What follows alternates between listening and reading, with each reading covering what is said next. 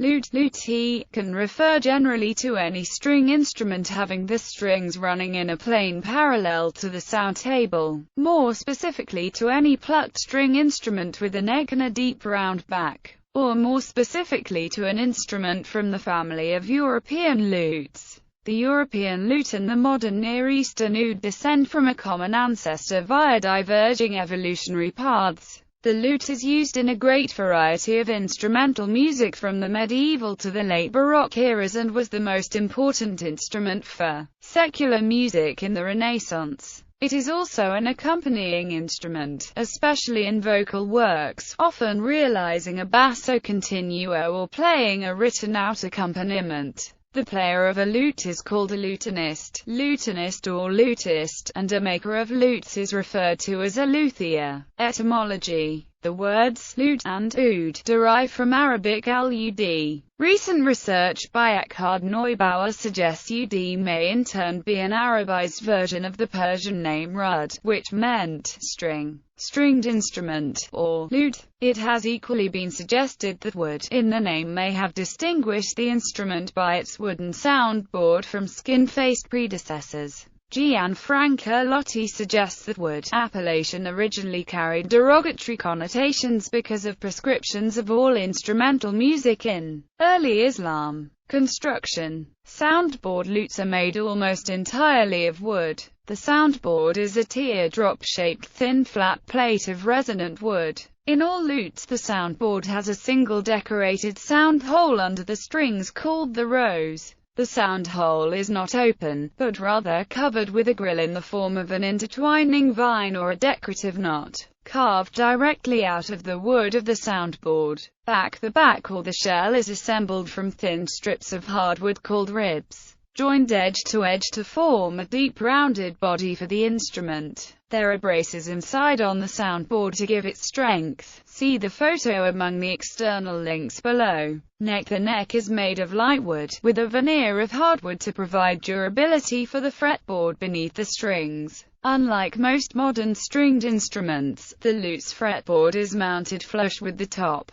The peg box for lutes before the Baroque era was angled back from the neck at almost 90 degrees, presumably to help hold the low-tension strings firmly against the nut, which traditionally is not glued in place but is held in place by string pressure only. The tuning pegs are simple pegs of hardwood, somewhat tapered, that are held in place by friction in holes drilled through the peg box. As with other instruments that use friction pegs, the wood for the pegs is crucial, as the wood suffers dimensional changes through age and loss of humidity. It must retain a reasonably circular cross-section to function properly, as there are no gears or other mechanical aids for tuning the instrument. Often pegs were made from suitable fruitwoods such as European pearwood, or equally dimensionally stable analogues. Matheson, California 1720, said, "If a lute player has lived 80 years, he has surely spent 60 years tuning belly." The geometry of the lute belly is relatively complex, involving a system of barring in which braces are placed perpendicular to the strings at specific lengths along the overall length of the belly, the ends of which are angled quite precisely to abut the ribs on either side for structural reasons. Robert Lundberg, in his book, Historical Lute Construction, suggests ancient builders placed bars according to whole number ratios of the scale length and belly length.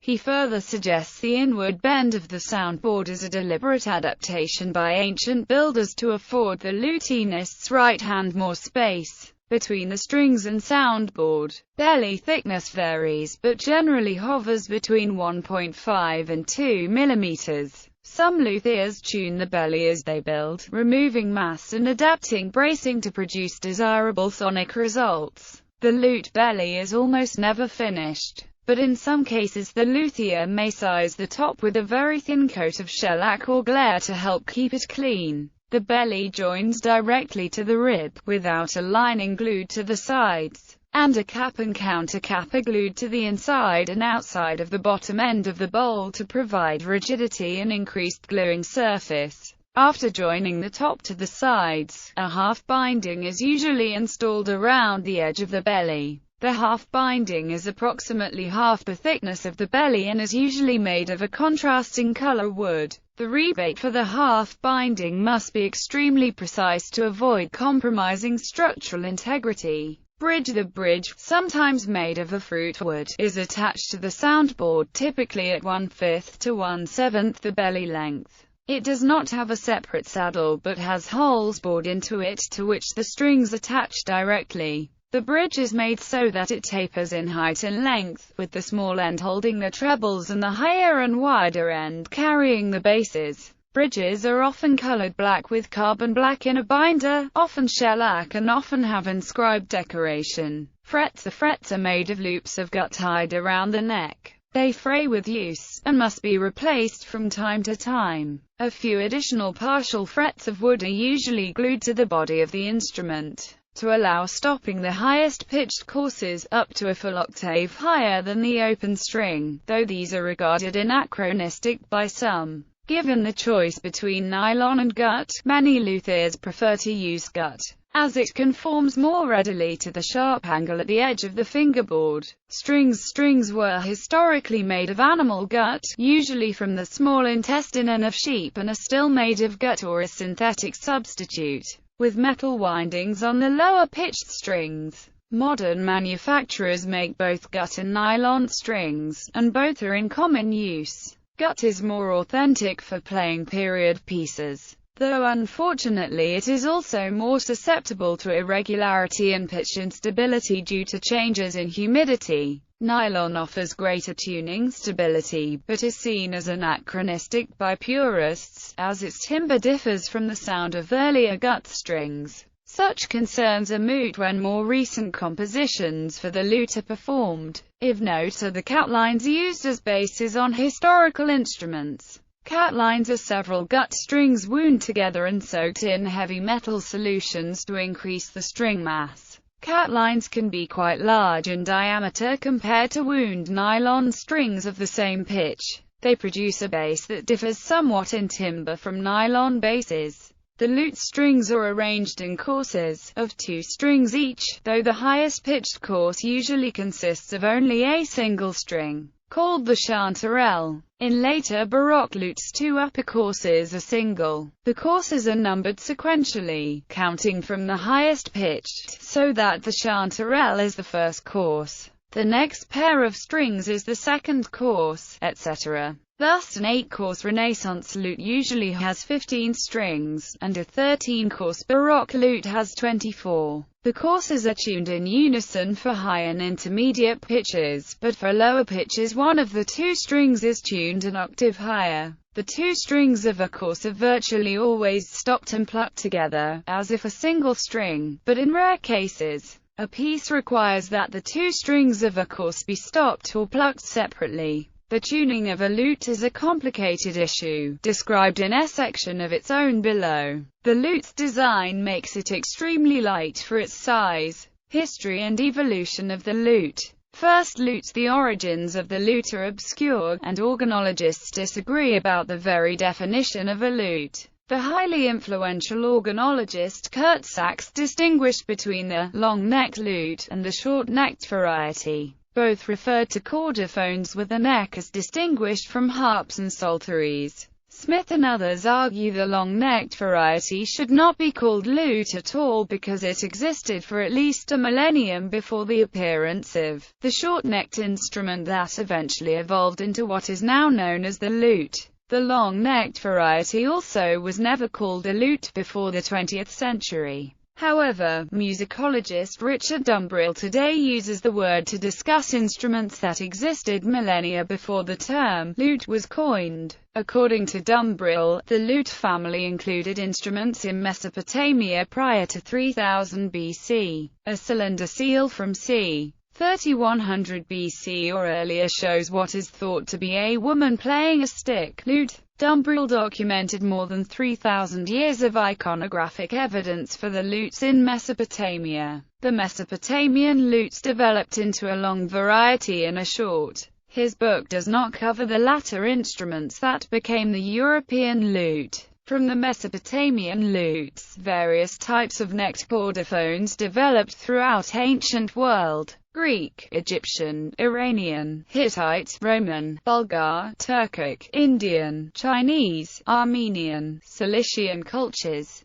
They were mainly long lutes, such as the pandura or tambur. The line of short lutes was further developed to the east of Mesopotamia, in Bactria and Gandhara, into a short, almond-shaped lute. Persian barbat, Arab oud. Bactria and Gandhara became part of the Sasanian Empire. Under the Sasanians, a short almond-shaped lute from Bactria came to be called the barbat or barboud, which was developed into the later Islamic world oud or ud. When the Moors conquered Andalusia in 711 AD, they brought their ud along, into a country that had already known a lute tradition under the Romans. The pandura. During the 8th and 9th centuries, many musicians and artists from across the Islamic world flocked to Iberia. Among them was Abu el-Hasan Ali ibn Nafi, a prominent musician who had trained under Ishaq al-Mausili in Baghdad and was exiled to Andalusia before 833 AD. He taught and has been credited with adding a fifth string to his oud and with establishing one of the first schools of music in Córdoba. By the 11th century, Muslim Iberia had become a center for the manufacture of instruments.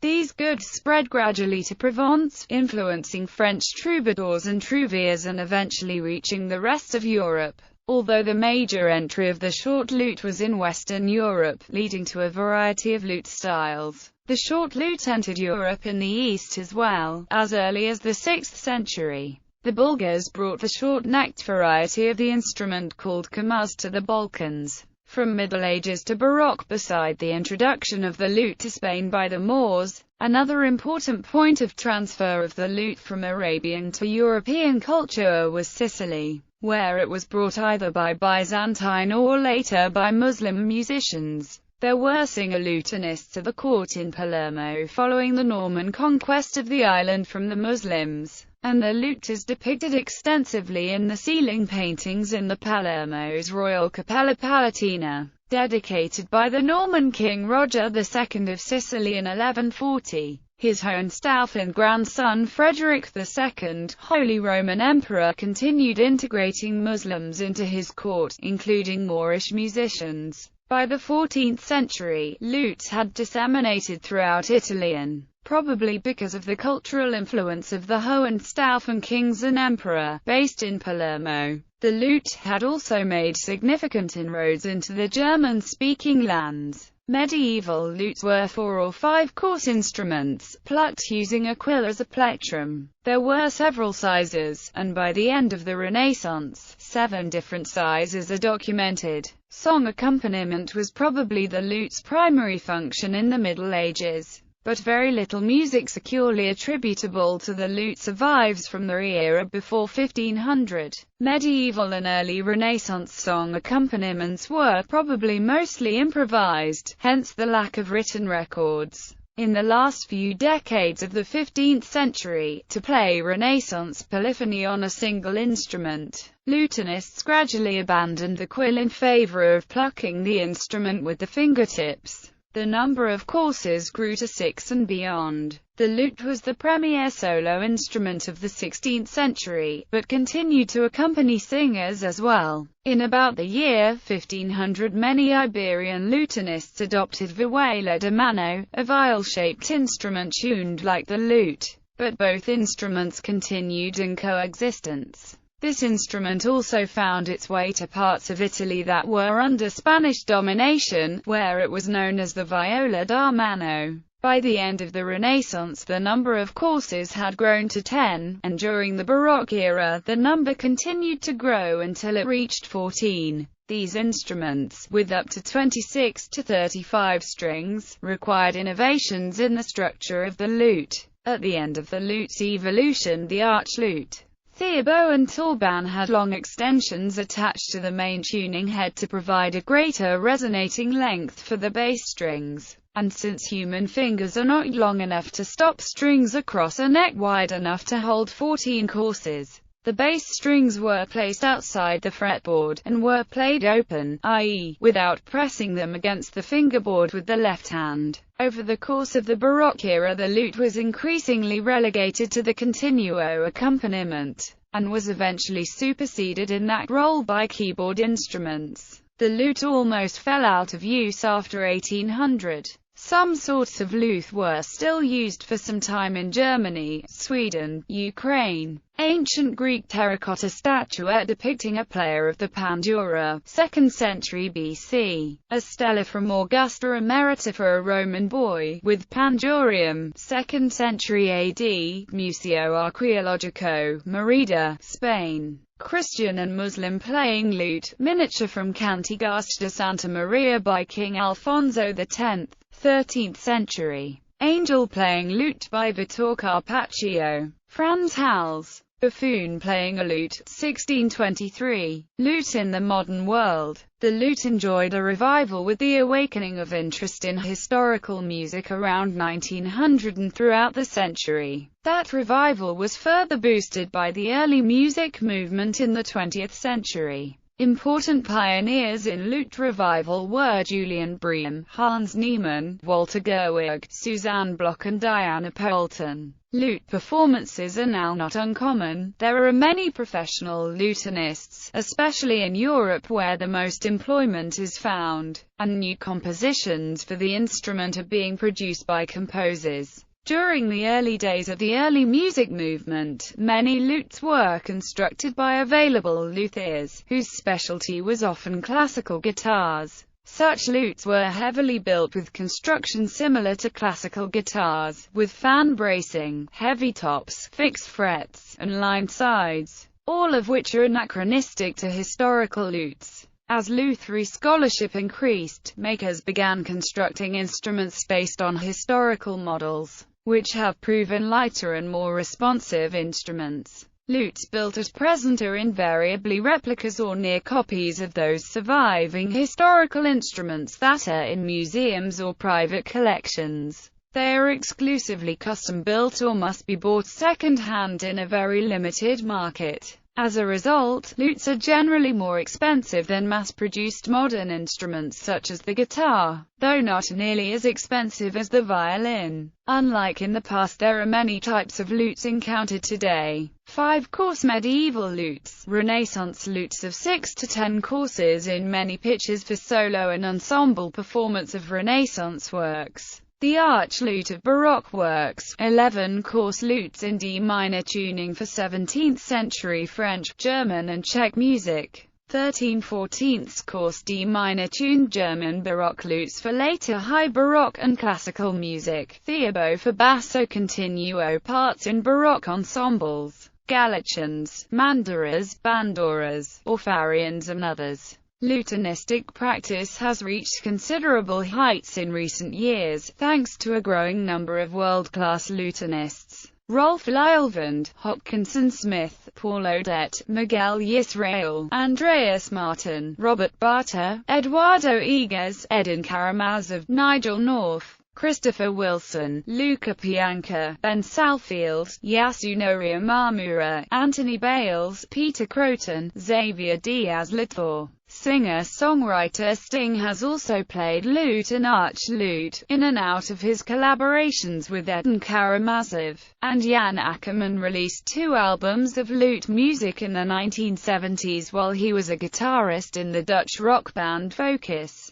Lutenist, composer Joseph Van Wissem composed the soundtrack to the Jim Jarmusch film Only Lovers Left Alive. Lutes of several regional types are also common in Greece. Laouto and outer